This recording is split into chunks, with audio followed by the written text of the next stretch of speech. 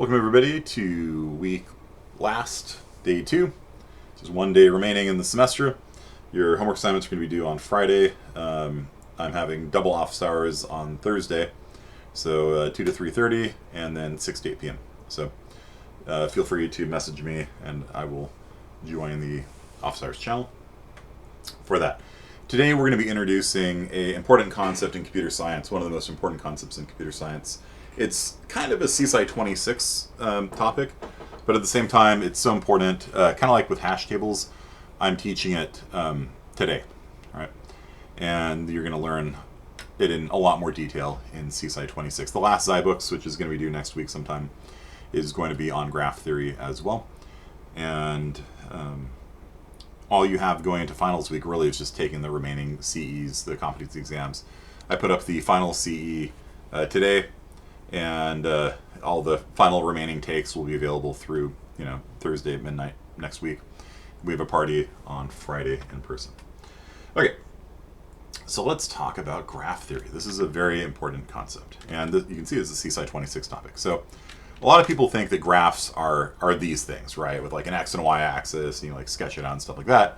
And I mean, these are technically graphs, but these are not the graphs that we are talking about. Yes, a 3 turns into a 4. So if you got a 3, you don't have to retake it. You're good. And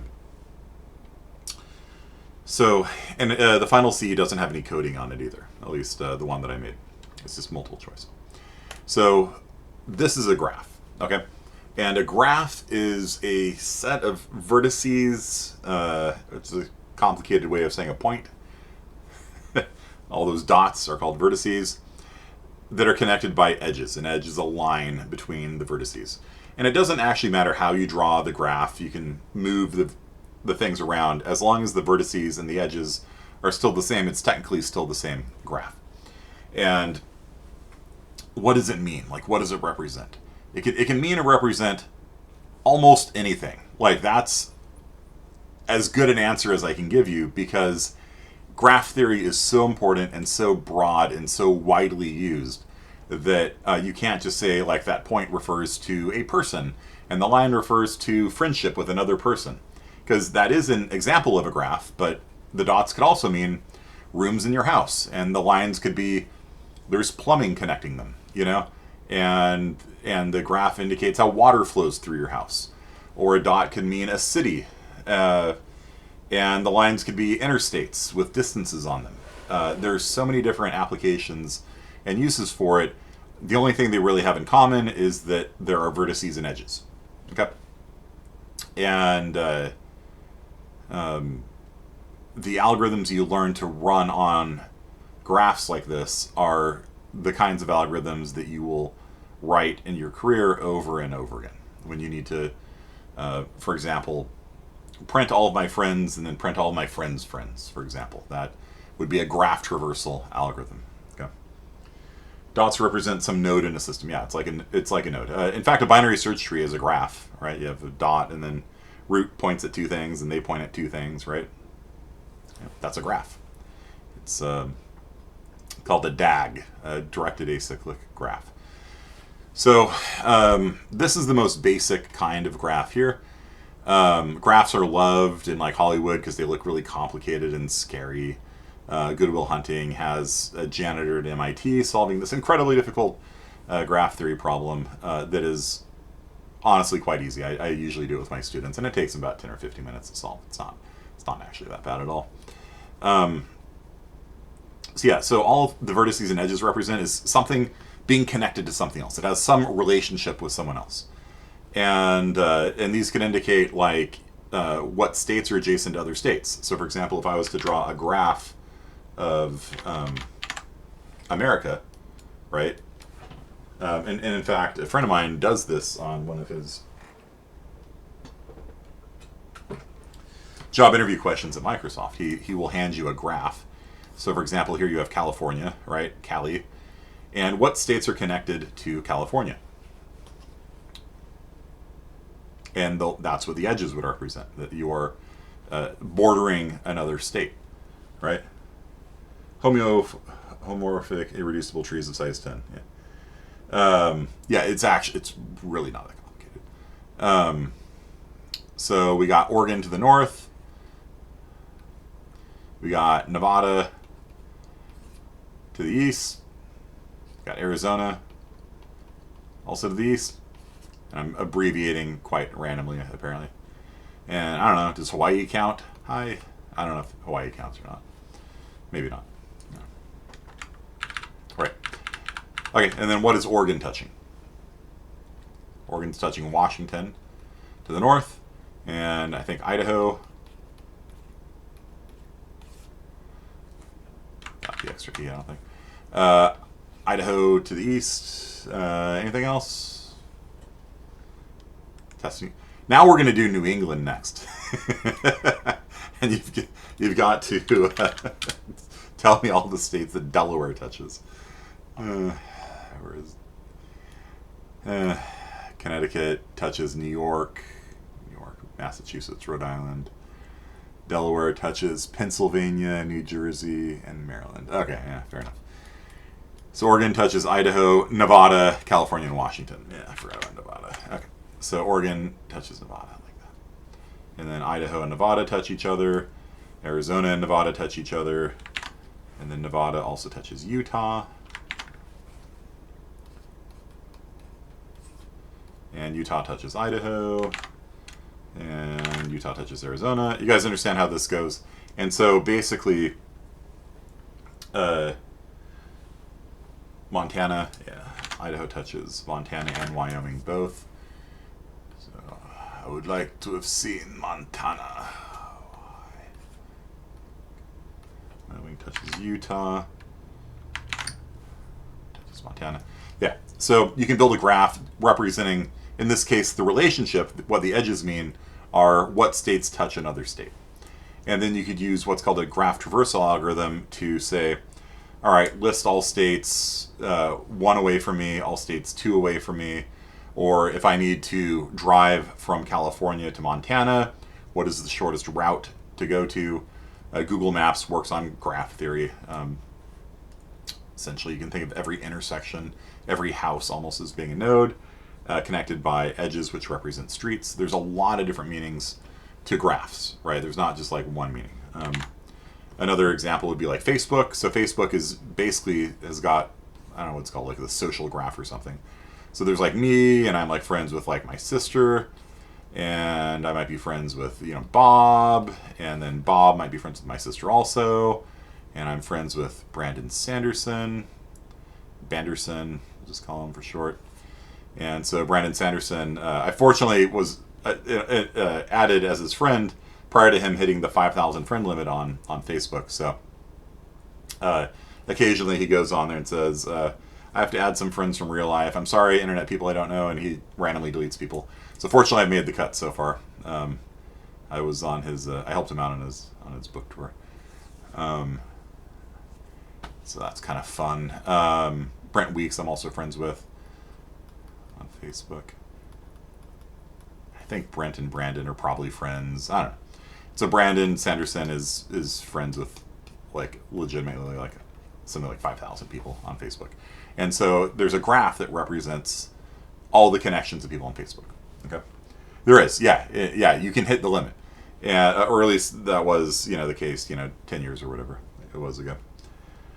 So yeah, and so let's say that my sister and Bob are both friends with Sydney, right?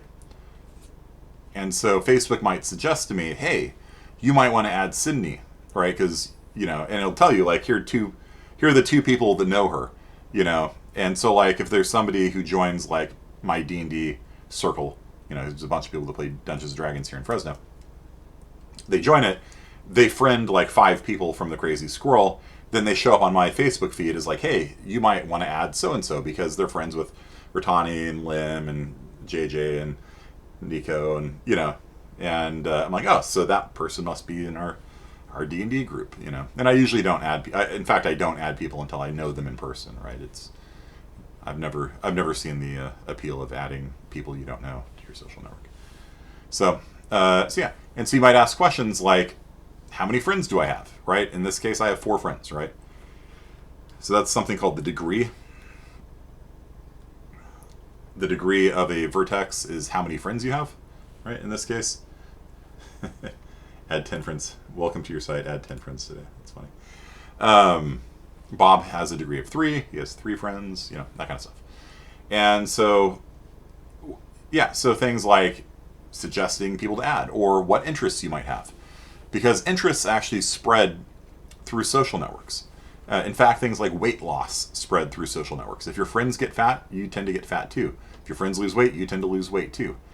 And, you know, that kind of makes sense. You know, if your friends are always taking you out to, like, I don't know, all you can eat pizza or something like that, like, you know, there's probably some reason for that. Or if they're always exercising, they might invite you to go along and stuff like that. So, yeah, this is very important to Facebook. Facebook has a graph that has 1 billion people on it or something like that, right? And so Facebook has all of these graph theory algorithms that run on the social network and figure out stuff, you know, about you. So, or shame you if you don't work out. Yeah, that too. Get up at 5 o'clock in the morning, we're going running. Like, oh, I'd rather sleep. I might be up, but I'm not. If I'm not still awake at 5, then I'm definitely not going running with you. So, all right. So yeah, so that's, you know, graph theory. Now in Facebook, if you friend somebody, they friend you back, right? Like it's a bi-directional relationship. Now on Twitter, and or even on Facebook, you can follow somebody, right? So like if you're my sister and she wants to follow Brandon Sanderson, his friend list is full, and so she has to follow him, and so that's a unidirectional relationship. You see that? You see how I drew it with an arrow there? That means she's following Brandon Sanderson, but he's not following her back, right? Sometimes it's a one-way relationship. A lot more people follow celebrities than celebrities follow back. Although sometimes on Twitter you'll see whoever their account manager is like re-following people for some reason. I don't know. You follow Wendy's corporate and then Wendy's corporate follows you back. I don't know why, but you know. So you can have bidirectional relationships, you know. If I'm friends with my sister's friends with me, or you can have unidirectional relationships where, like, you know, I follow, you know, like Usher or something like that, you know, Justin Bieber, you know, but they don't follow me back. Okay. So lots and lots of applications. There we go. Yeah, roadmaps, relationships. If you do circuit design, circuits are usually held on a graph, and so the connections, so the vertices indicate like logic gates, and then their connections are usually unidirectional lines coming out of it. The output of this logic gate is the input of this logic gate, and they're held in a giant graph. And then whoever is designing the chip will run usually graph theory algorithms that run over it. They do things like simplify the logic or lay it out on the chip to minimize crosstalk or minimize signal propagation delays or minimize cost or, you know, whatever. So what I'm trying to tell you is that this is everywhere. Like I took 2 quarters of graph theory, and my professor was basically a math professor. Like I don't think she knew computer science, or if she did, she didn't let on that she did. It was purely a math class, and so every week we were given problem sets, and we had to sit there and like do by hand all these proofs and, you know, kinds of things. We didn't program any of it, but I find that programming things actually helps you understand it. Right? So yeah, so like if you wanted to program map coloring, you would do that using a graph theory algorithm. And so this is actually an old problem that was solved by a computer. So what if you did program the problems? It doesn't help because you have to write out the proof, you know, and everything. It's a math class. It's like, you know, they want you to turn in a giant stack of college ruled notebook paper every week, and then the TAs or whatever grade it and hand it back to you the next week, and you do that for 2 quarters. So this is a classic problem. If you're making a map, you don't want, like you're making a map of America or whatever, right? You don't want 2 states bordering each other to have the same color, because then they like blend together, right? You can't see the difference between them. And Voronoi, this isn't, I think, Voronoi, but yeah, Voronoi is, you know, kind of similar to this, where you drop seed points and then figure out which areas are closest to it. Because Voronoi doesn't do a concave polygon, which this one is. So in real life, maps are a little bit weird, right? Because you have like Michigan. Michigan's in two halves, right? You have Hawaii, which is in multiple parts. You have some weirdness like that. But in general, if you think of polygons as being a state, then the question is, how many colors do you need to color a map, right? And what's the minimum number of colors you need to color any map of any arbitrary polygons that are closed in Michigan? So turns out 4. Okay. And this was actually proved by a supercomputer back in the 80s. And so they actually went through apparently every possible combination of states. I don't know when you're done, because there's an infinite number of maps, but apparently they fully proved this algorithm by just trying like every possible combination, and then probably had some sort of inductive step past that point. And so their proof, I can only imagine somebody submitting a proof that's just like a printout that's like 9,000 pages, and like, here you go, here's our proof. We printed out every possible graph and colored it. Have fun vetting it. It's graph theory. And so a guy by the name of De Morgan, who did De Morgan's law, posited that problem back in the day, 1800s, I think. So very, very interesting and useful stuff, graph theory. A lot of stuff you can do with it. Shortest paths is a very common application. So if you're trying to open up Google Maps and go from St. Paul to Columbus, it figures out a route really quickly, right? And it's not trying every possible combination of street, because that's an exponential. That's an order 2 to the n algorithm, right? You try every possible combination of streets, you'll be there all night, right? Instead, like if you try it right now, just punch in like Indianapolis from here, and it'll find a route for you like really quickly. And that's an algorithm called dijkstras, which you will hear DIJKSTRA. Dijkstra's algorithm is shortest path. And stats guy De Morgan, yeah, he has a famous rum, right? he had a very interesting career. He did map coloring. He came up with De Morgan's law and logic and set theory, and was a pirate in the Caribbean. Captain Morgan. No, different guy. Yeah. What was that? Tortuga, I think. It's Captain Morgan in Tortuga.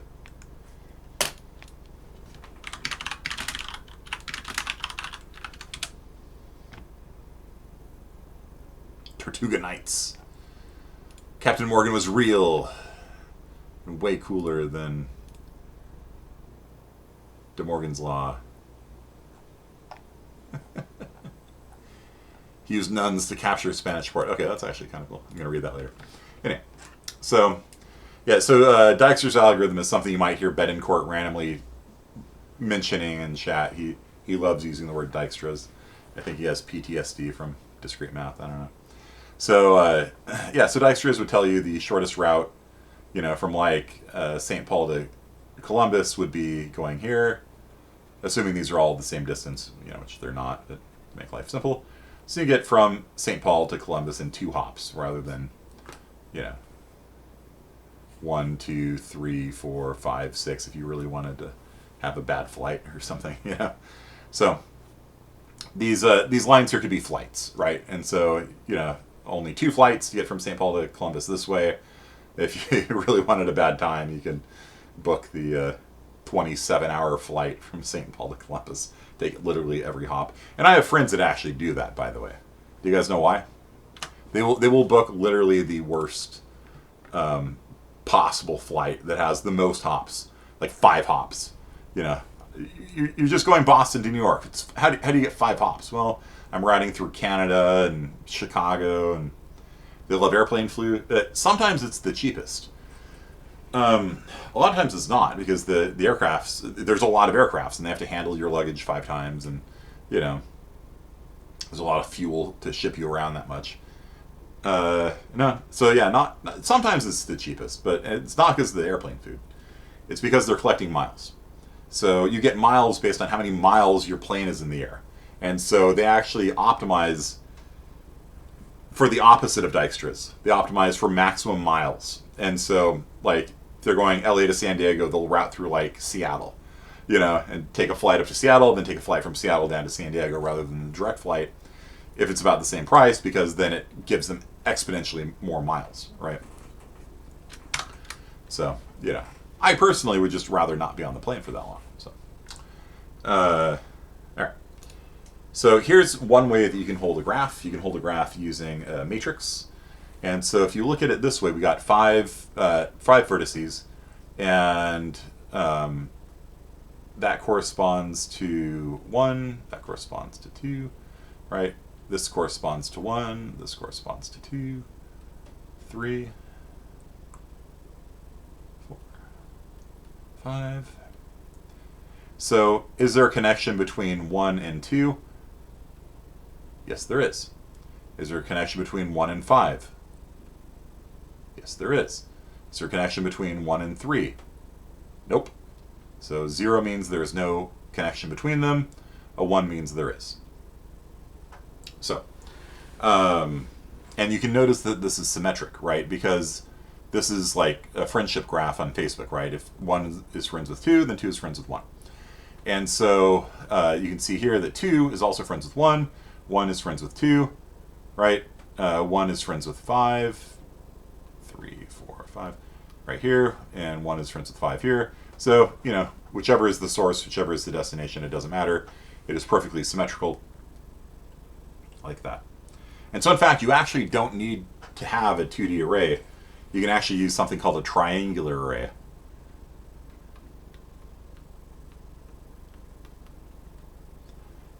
You can actually store this in something called a triangular array that only uses half the RAM. Okay. So, triangular arrays is like a junior data structures topic. So I'm not going to go into now. But how much RAM does this eat up? So how many entries did we have to hold an adjacency matrix for 5 people? Yeah. So do you kind of see where the problem is, what the problem is with this? What if you did this for Facebook? How many relationships? Yeah, how not even slow. How much RAM would that take up? We usually don't talk about space complexity, right? We usually talk about something called time complexity, which is how long a program takes to run. But there's also something called space complexity, and we usually sort of ignore that because for most parts, you know, if you got 32 gigs on your system, it's good enough. You know, if I need to process data for every person in Fresno, it's 1 million people or something like that. Whatever, I can do it. It's not on my little PC here. Like whatever, it's not a big deal. It used to be different. Like we used to care about space complexity anymore. Now we just kind of like, throw a hash table at it. Throw 400 megs at the problem. Who cares? But this thing here has a space complexity of order n squared, right? And that's bad. If n is big, that's bad, right? So if you've got 1 billion people on Facebook, it's going to take up 1 billion times 1 billion, in this case, bits, I guess, which is a large number. It's a very large number. And you're nice job, team. And so they don't. And so Facebook does not store it in a adjacency matrix for this reason, right? It does make it very easy to find, you know, your friend, right? You just kind of do an array lookup, right? Person 1 is friends with person 2. Person 1 is friends with person 5, right? It's person 1, 2, 5, right? It's very easy to do it this way, but like nobody, like, unless you have a really small graph, like basically nobody stores it this way, honestly, in practice. Yeah. Order n squared, yeah. So, and it's a waste, right? Because honestly, you don't need to hold if I'm friends with all 1 billion people on the planet because I'm in Fresno, you know, like I'm not, right? Like it's just not a scenario where any person is going to be friends with everybody on Facebook. It's not MySpace, right? In MySpace, there was one guy who was friends with everybody on MySpace. It might be before your time, but his name was Tom, and he was my first friend on MySpace. So, MySpace complexity. Yeah. Okay, so what we actually do instead of all that is we... where are you at? Where's my adjacency list? Do I not have a slide for that? Well, whatever. I will show you in here how we do it. So what you do is you create a adjacency list instead. The slides at school had it. I don't know. Must not have updated my own one. Adjacency list. Instead of an adjacency matrix, you make an adjacency list. And so basically you can think of it like this. So for each person, me, my sister, Brandon Sanderson, I don't know, Bob. You can think of each person having like a linked list, right, of all their friends. And this is actually far superior to the adjacency matrix in a case where you're not going to be friends with a billion people, right? So I'm friends with Brent Weeks, Brandon Sanderson, Sis, and Bob. And so we'll just have a little list here. Brandon Sanderson, Bob, my sister, and Brent Weeks, right? My sister is friends with me. My sister is friends with Bob. She's friends with Sydney. And Brandon Sanderson is friends with 5,000 people. So he's got this gargantuan linked list. And if you're saying, well, shouldn't there be something faster than a linked list? Yeah, there is. So we call it an adjacency list, but in practice, you're probably not going to use a linked list. But you can just kind of think of it that way for now. You can make it go faster. And Bob is friends with me and my sister and Sydney. You guys understand? So you see how this Bob's sister, yeah, okay. So Brandon Sanderson has a gargantuan list. Most people have a, list much shorter than that. Okay. Do you guys see how this takes up a lot less RAM? So rather than order in squared, it's going to be proportional to the number of friendships on Facebook. Okay. Which worst case scenario is actually going to be the same. Like if every person is friends with every person on Facebook, it'll actually be the same cost as the adjacency matrix, which is why they cap it at 5,000 people, right? They've capped the worst case, What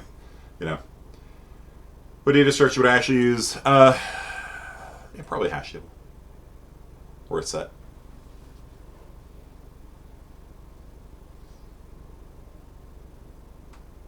Probably hash table. Yeah. I'd give each person a hash table, and then you'd look them up based on their name. Probably a key. Each person would have like a unique ID. Like my ID is 171115, And then the linked list would be the IDs of each of the users you're friends with. And then, And then this would be a hash table, right? Instead of a linked list. And then you could look up, am I friends with Bob, in order one time, instead of traversing the list. But conceptually, just think of it as a list for now, because it doesn't matter. Most adjacency lists are going to be fairly small anyway. Hash table is so useful, it's not even funny. Yeah, I mean, thinking about it, it's like, probably. Yeah, probably hash table. You use a vector, right? Each person could have a vector, and you push back me, push back sister, push back Sydney. You can do that. It's fine. Searching it's going to be a pain because you have to go through the whole thing. So I'd probably use a set or a ordered set. Throw a hash table at hashmap. Like it's usually the answer, and that's why I teach it in this class, even though it's supposed to be too advanced a topic for mere college freshmen. I don't know. But then again, they made college freshmen do C-style strings and made people cry and drop majors.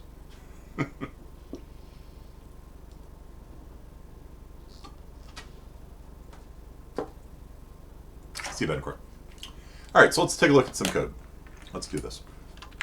And this will be useful for the people who are doing the grocery store.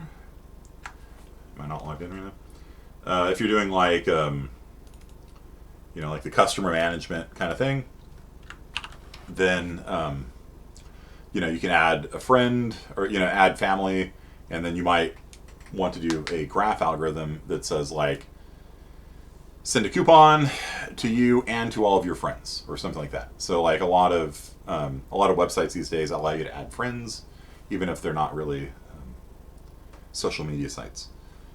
And then refer a friend, that kind of stuff. And then they can do things like send out marketing to you saying, hey, did you know your friend Bob just bought some bananas.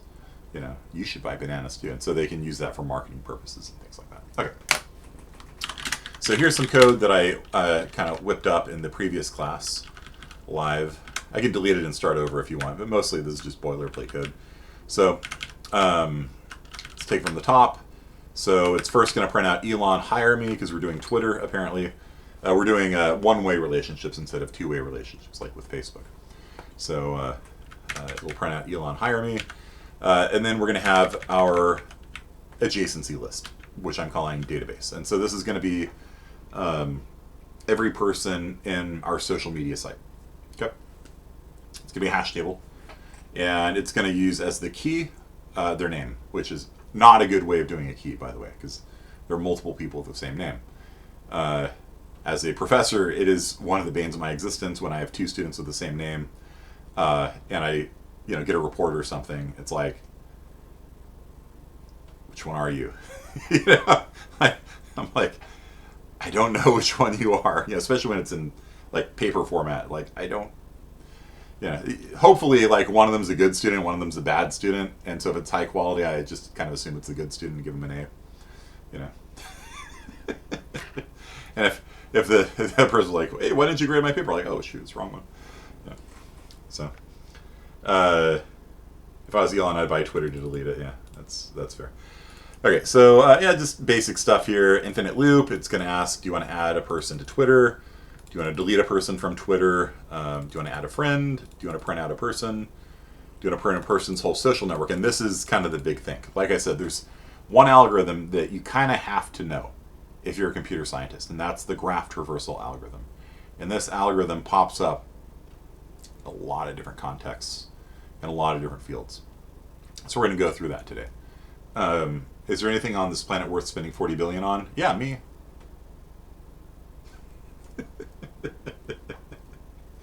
Ending world hunger. Yeah, it was funny. Somebody said you could end world hunger for 5 billion, and so he wrote back. He's like, if you can give me a detailed plan to how I can end world hunger in $5 billion, I'll write you a check tomorrow.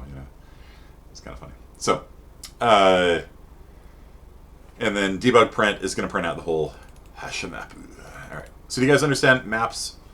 Maps have a key and a value. A key is what you use to search and delete and insert into the database.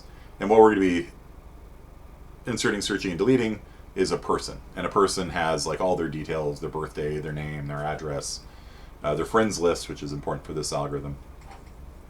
And so we're just using their name to search for them. In reality, it would be like a unique ID. And I'm just too lazy to do that. So,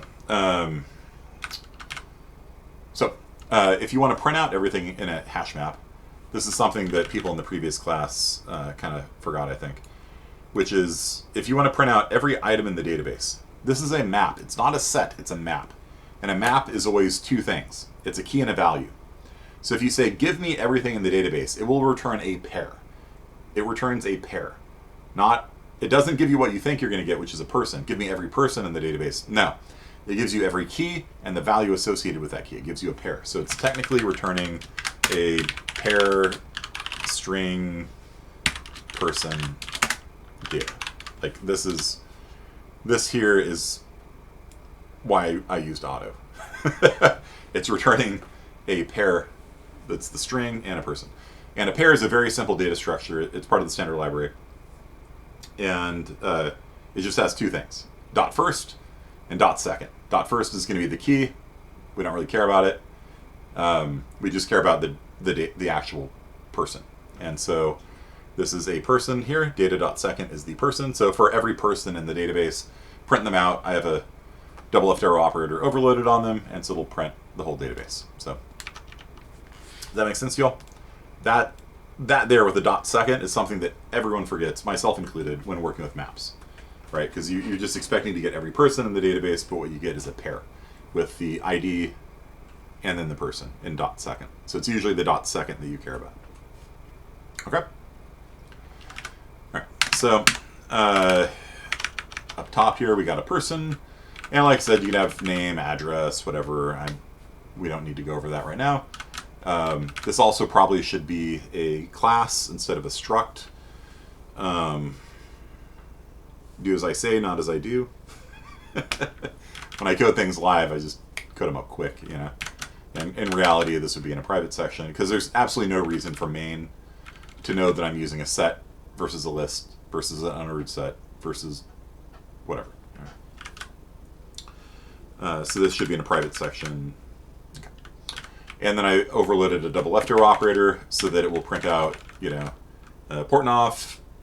I don't know if you can make one in Java like really easily. You know, it's not a hard class to make. It's double templated. It's got 2 template types, one for the first, one for the second. So Portnoff has friends, and then it's going to go through all the friends: Shook, Holman, Otal. Right? So it prints out all your friends, and that's it. Okay? So that is that. Now, this is the important thing. So we're doing a graph, right? And so we're doing a graph, an adjacency list. This is the adjacency list right here. This is the list part of the adjacency list. Okay, so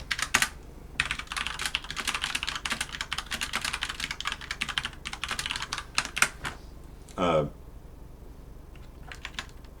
hash table is going to start off.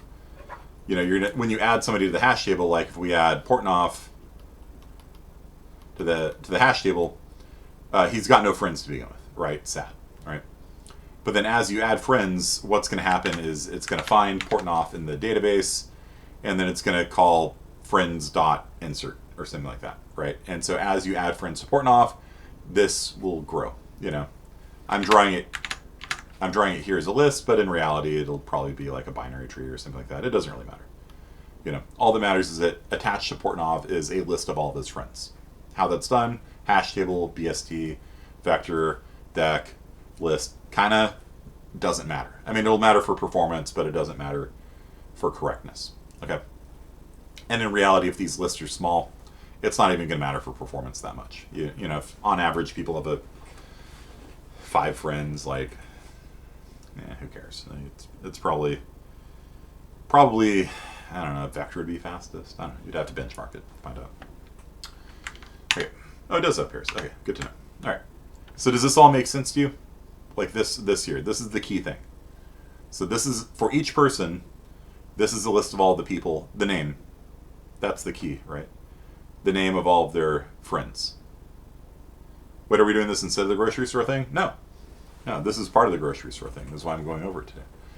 Because the grocery store thing will have your customer database, and your customers can have friends. And so if you want to spam a person and spam all of their friends, you need to know how to do graph theory. That's why we're talking about it today. Also, the last SciBooks is on graph theory, so we're doing a brief introduction to it today. Okay, so yeah, and then the rest of this. Okay, so let's go through the rest of it. So add a person to the database. So we read in a name. We're going to read in Portnoff. If the database contains Portnoff, then we say they already exist and just do nothing. Otherwise, we add to the database. And angle bracket, or square bracket, sorry, is how you can use a hash table as an associative array. So we're saying go to slot Portnoff instead of 0 or 1 or 2. Normally with arrays, you pass in an integer. But with a map, you can pass in this case, a string. So we're going to pass in double quote Portnoff. And at bucket Portnoff, we're going to put in a new object corresponding to him with his name. And normally it would have his address and birthday and all that other stuff. And this here, it means empty list, right? So it's going to just initialize his friends list to be empty. So sad. Okay. And that's it. That's all it takes to add somebody to a database, right? To add somebody to a map. It's just square bracket. You could use .insert, but this is square bracket. We've talked about this before. It's actually dangerous. If you ever try reading from a database, and there's nothing there, it'll insert into it, which is really bad. But if you use .contains first to see if it exists, then it's perfectly safe. Okay, so if you want to delete somebody from the database, this is choice delete. You type in Portnoff. If the database contains Portnoff, we erase Portnoff. Gone. Okay. Otherwise, if Portnoff is not in the database, we say person not found. Does this make sense to you guys? Like, this is just like standard C++, data structure stuff, right? Just adding people to a data structure, deleting people from a data structure. Add a friend. And so this is a little bit more graph theory here. So we're going to type in Portnov, and if Portnov exists, then we continue on. Who's in your friend's name? Shook. If the database does not contain Shook, sorry, friend not found. So both people have to be in the database, right? And if both people are in the database, then we say database Portnov. We go to his friends list, and we insert into his friends list Shook. And then Shook will then be Portnov's friend. And if we were, this is Twitter. So you follow somebody. If this was Facebook, we would do both directions. But this is Twitter, so we're doing one direction. Does that make sense? Like, if we were doing Facebook, then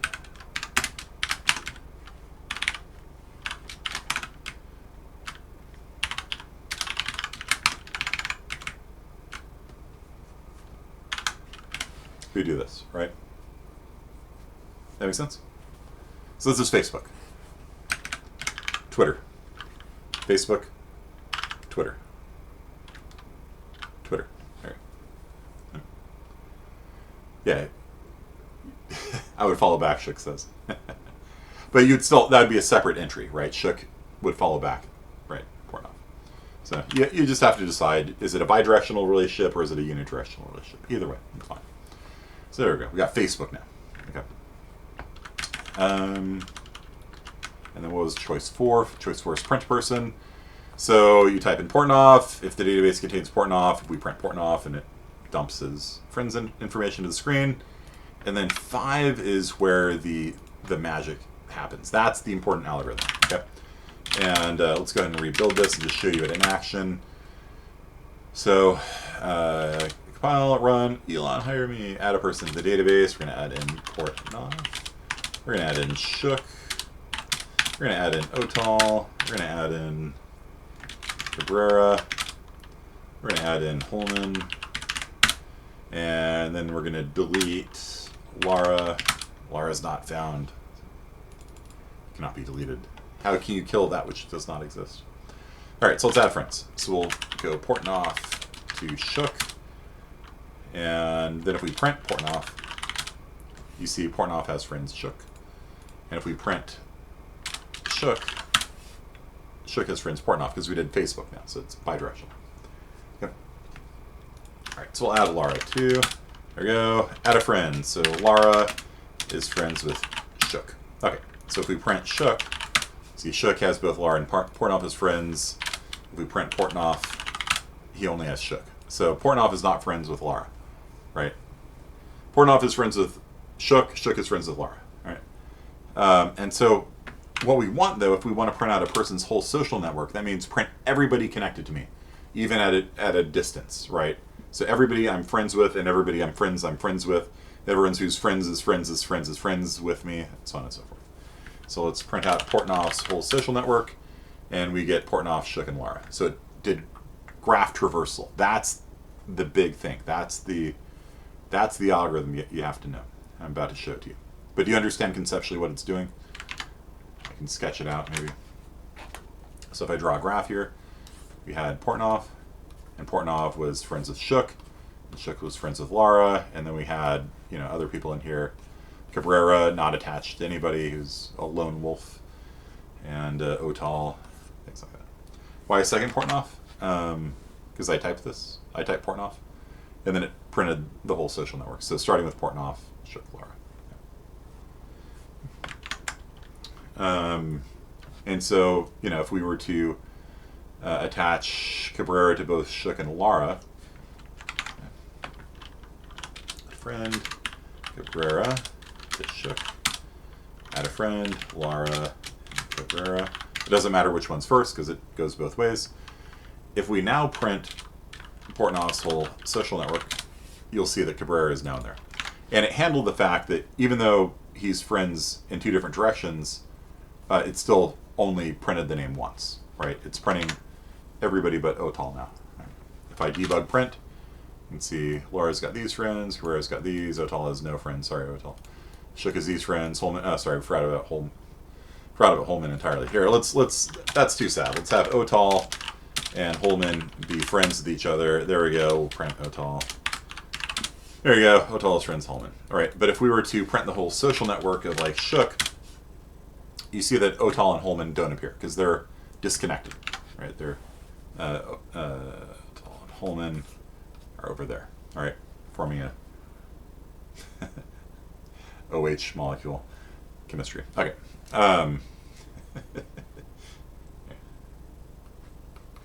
There, it's water now. All right.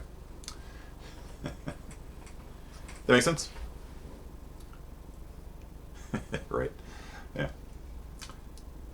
You guys understand? And so the graph traversal, no matter where we start in this, like if we start with Cabrera, it would start here, it would print out Cabrera. And then what the graph traversal algorithm is going to do, it's going to have two lists. This is how the algorithm works. You have your to-do list, and you have your processed list, or your done list, okay? And you start off with just, wherever you're starting, like print Cabrera's social network. So you start off with just Cabrera in the to-do list and nothing else. And then here's how it works. You pop, step 1, pop. Step 2, add all kids. Pop from to-do. So you pop the first thing off the to-do list. That could just be a queue, like a regular queue. So you just pop the first element off the queue. You add all of its kids, and then you add to the done list. And you just repeat this until the to-do list is empty. Okay, so let's do it. So we're going to start with Cabrera. Cabrera's on the to-do list. Here's how we begin. All right, go. So we pop Cabrera off the list. We add all of his kids, Shook and Laura, get added to the to-do list, and then we add Cabrera to done. Repeat. Rinse and repeat. We just do this in a loop. We do this over and over again in a loop until the to-do list is empty. Okay, so we pop Shook off the list, and we add Cabrera, infinite loop, and Laura, and Portnoy. And so that's why we have the done list. So if somebody's on the done list, you do not add them again. Okay? Or if you do add them again, when you pop them off, you discard them if they're on the done list. So we'll just say we'll discard it when we detect a duplicate. Okay? So so we just popped S off the front. We added S's kids, C, L, and P, and then S gets added to the done list. Okay? Next, pop off L. Add all of L's kids, C and S. Add L to the done list. Okay, pop off C. Oh, it's on the done list, discard. Pop off L. Oh, it's on the done list, discard. Pop off P. Oh, that's not done yet. So P gets popped off. We add S to the end of the list. Add P to the done list. Okay. Pop off C. Oh, already been processed. Pop off S. Been processed. Pop off S. Been processed. And we're done. And so it's going to print C, S, L, and P. And this pattern having two different data structures. One to handle a queue of all the things you need to process. And you can do that in a variety of ways. If you don't like having duplicates in here, and who would, you can have it eliminate duplicates in various ways. A lot of times this is done using a heap. This is oftentimes a heap. Sorted, like for dijkstras, it's sorted from smallest distance to the greatest distance. So you're always popping off the nodes that are the smallest distance from the start. And then this is usually done using a hash table. So you can very quickly check, hey, have I seen C before? Order 1. Yes, I have. Okay, throw it away. Pop, have I seen S before? Order 1. Yes, I have. Throw it away. All right. So hash table here, heap here. All of these operations here are going to be order log n. All of the operations here are going to be order 1. So it's pretty fast. So the total running time of this algorithm, if there's n nodes, is going to be order n log n to process the whole thing. You could probably do better. If you did this using a hash table, you wouldn't have the ability to sort it. But if all you're doing is traversing it, then you could do a graph traversal in order n if you made this a hash table. If you made that a hash table, you wouldn't. Right now, it's sorting by how far you are away from start, kind of. A little bit, at least. Not exactly. Not really sorting.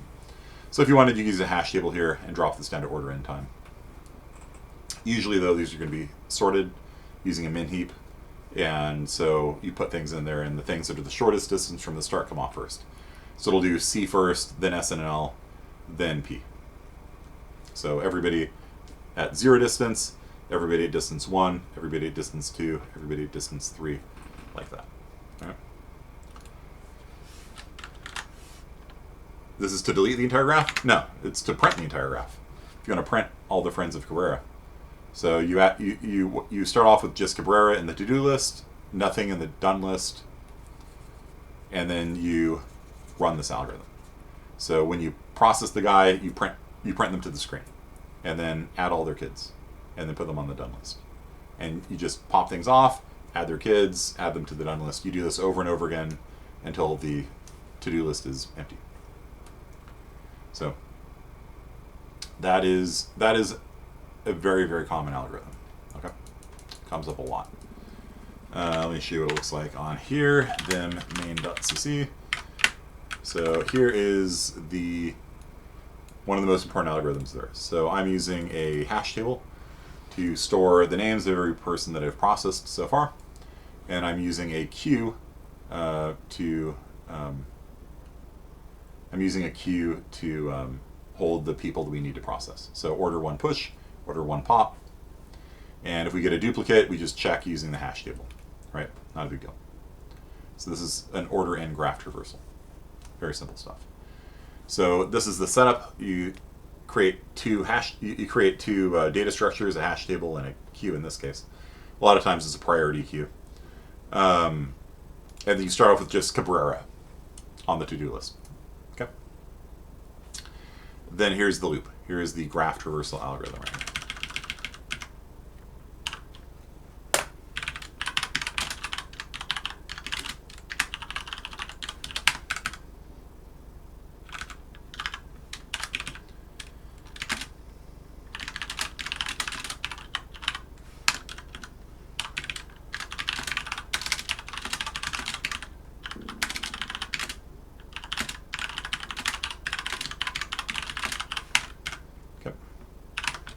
So here's the algorithm.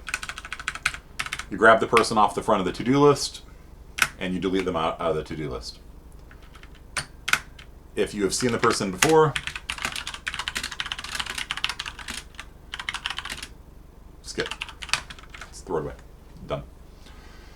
If you've not seen them before, then you go through all of their friends. For every string in their set of friends, for every friend in their friends list, we add the friend to the to-do list. Now here you could check to say if not processed contains friend, add them. So if you've already added Cabrera to the done list, to the processed list, if you've already seen Cabrera before and his name comes up again, you just discard it if you want. It's fine. That's a little optimization there. You don't have to do it because when it comes out, we check. Then we print the name of the person, Cabrera, and then we add them to the done list.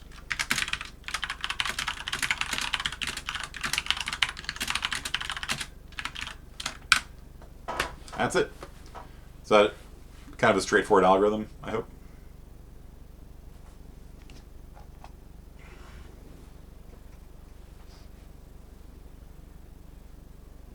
You'll be doing this a lot on 26 and on the Zybox.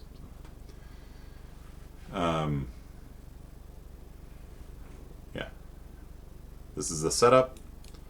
Then the algorithm itself is actually really short. Grab the first person off, add all their friends, toss them on the done list. If you ever get a duplicate, throw it away. That's it. Okay. So, go ahead and work on your grocery store stuff for the remaining 4 minutes of class. If you were doing the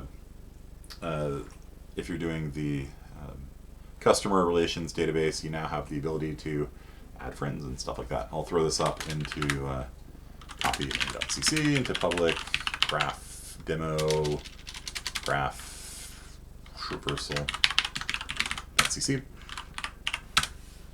and you can use that to, add relationships between your customers and things like that. And then you can print out their whole family or whatever. Okay,